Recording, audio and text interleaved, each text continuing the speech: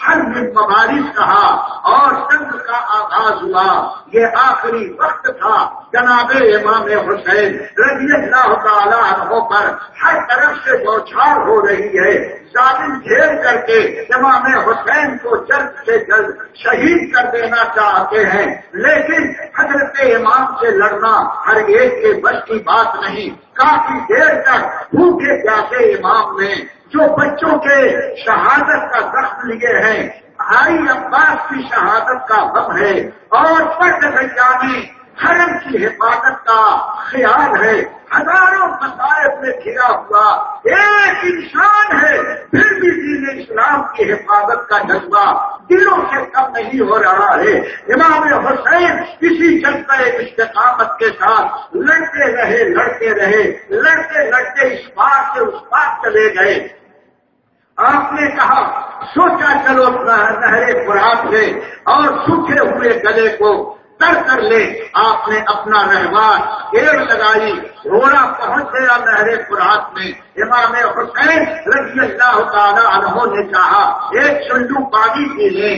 تاریخ بتاتی ہے کہ آپ کا دلدل اتنا پیاسا تھا، جانور تھا، لیکن امام حسین کے چہرے کو دیکھ رہا ہے کہ میرا آقا میرا امام پانی پیتا ہے کہ نہیں. اگر حسین پانی پیئیں گے تو شاید گھوڑے نے یہ طے کر لیا تھا میں پانی پیوں گا، لیکن مرضی مولا اب اولا ایک سنسناتا ہوا تیر آیا اور اس پیشانی میں پیوست ہوا جو گوشہ گاہے محمد الرسول اللہ. خون کا فوارہ نکلا. امام حسین نے پانی ہاتھ میں اٹھایا تھا، سارا پانی لہو لہان ہو گیا. امام حسین سمجھ گئے کہ مرضی مولا اب یہی ہے. اے حسین، اے نبی کے پیارے، اب یہ پانی تمہارے مقدر میں نہیں، اب تمہارے مقدر میں آخری پانی حوض کوثر کا ہے جو مصطفیٰ کے ہاتھ سے تم کو ملے. حضرت امام حسین رضی اللہ تعالی عنہ نے اس پانی کو نہر فرات کے حوالے کیا اور سوکھا لب لیے ہوئے نہر فرات سے باہر آئے. گھوڑے میں بھی پانی نہیں پیا. پھر ہر جب بارش کہہ کر کے فوج میں گھس گئے. جنگ شروع ہوئی، تلوار چل رہی ہے، زخمیوں کی چیخو پکار ہے، سر کٹ رہے ہیں، کوئی کسی کا پرسان حال نہیں، لیکن امام حسین نے ہمت نہیں ہاری. آخرکار جب یزیدیوں نے ہر طرف سے نظر کیا، آپ نے آسمان کی طرف نظر اٹھائی، دیکھا کہ ظہر کا وقت آخری ہے.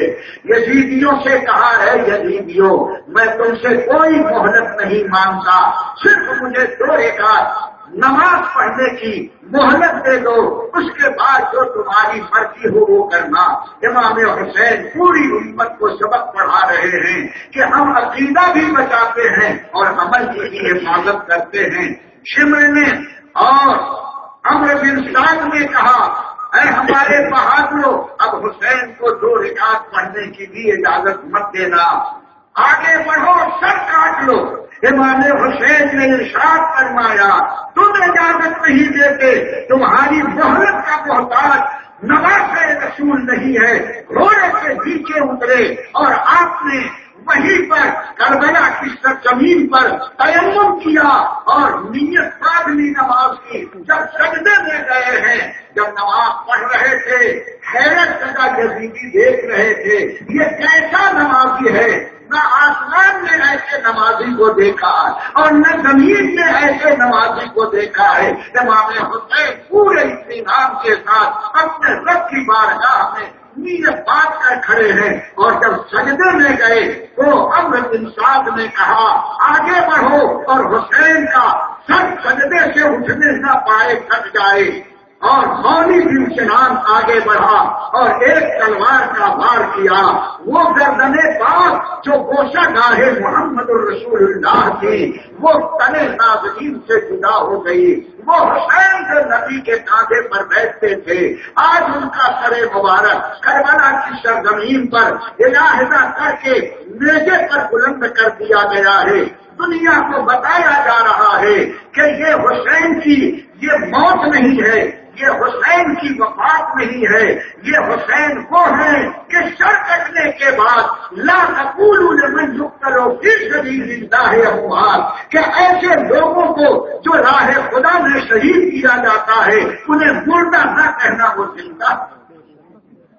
امام حسین نے دنیا کو اپنی زندگی کا اعلان قرآن کے ذریعے سے کرایا۔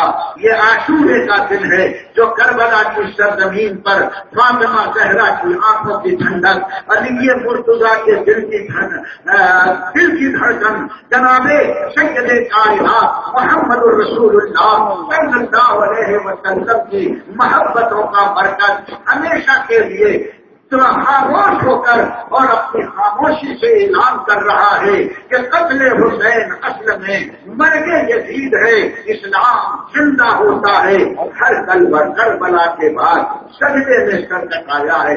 میں بار بار کہتا ہوں اے مسلمانوں، امام حسین کی یہ قربانی عقیدے کی حفاظت کے لیے بھی ہے اور عمل کی توانائی کے لیے ہے۔ یہی دو چیزوں کا کمبینیشن ہماری آخرت کی زندگی ہے۔